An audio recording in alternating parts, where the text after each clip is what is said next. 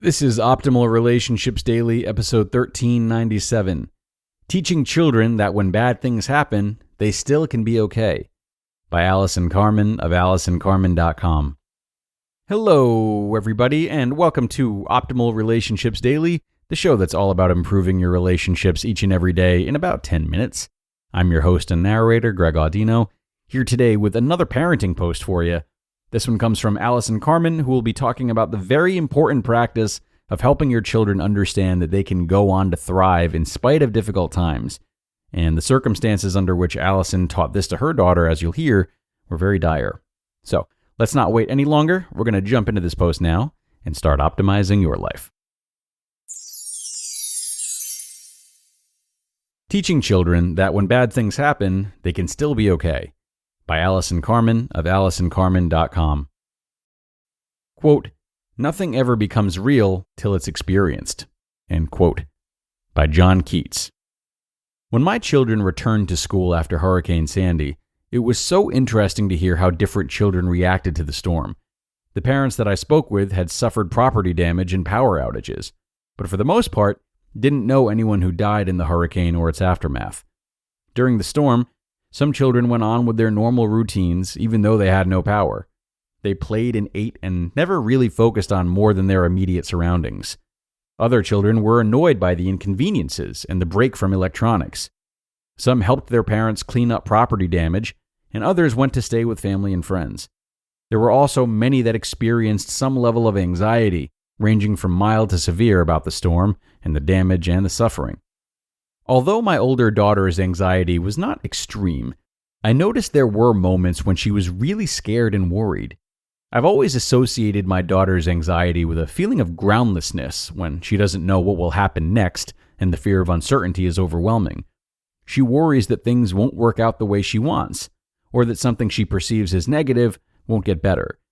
However, during this storm, which caused so much destruction, it became clear to me that part of her anxiety stemmed from the fear that if something bad happens, she and the people around her will not be okay. And the more I thought about it, I realized that her fear of not being okay was a large part of her that would never be at peace. She spent so much time worrying about the bad things she read or heard about and how they could possibly happen to her or someone she loved. She thought, how can I be okay if these things actually do happen? Our discussions about Hurricane Sandy were important to her, but the events themselves showed her that although life may be uncomfortable or even harsh at times, it will continue and possibilities still exist. This might not seem like such a revelation to you, but for some people, and in particular for children, the understanding that bad things may happen in the future, but they can still be okay, is a game changer. When children start to believe that they can be okay regardless of what happens, their minds and emotions settle into a different, better place. Now, my daughter has the knowledge from this experience that equips her to avoid paralyzing anxiety when she reads or hears about global warming, terrorism, and human suffering. This fear that the end is near won't hang over her head the same way. In difficult situations, her focus can also go more towards solving the problem than feeling that the problem will overtake her. What's also been helpful with her anxiety is getting out there with her and helping those that have suffered great losses in Hurricane Sandy. This shows her that people can come together and work to repair the lives of the most unfortunate. We were able to drop off fresh vegetables left over from members of our CSA, Community Supported Agriculture, to a charity that cooks fresh meals for the sick and people having hard times. Along with her community at school, she made sandwiches and cards for the people suffering in Staten Island. She helped collect blankets for a community in Chelsea that wouldn't get heat back for another 10 days. She worked to collect school supplies for an elementary school in one of the hardest hit areas of Midland Beach. Every time we participate in or see people helping one another, I watch my daughter fill with more hope and less fear. Although the activities that my daughter has participated in may seem like small acts towards a very significant problem, it has made a mammoth experience for her and so many other children. When communities come together to help each other, we're building a foundation for our children to live in a closer-knit and more giving society. As parents, it's such a crucial time to let our children see how their thoughts and actions matter in the world and how they can make it a better place.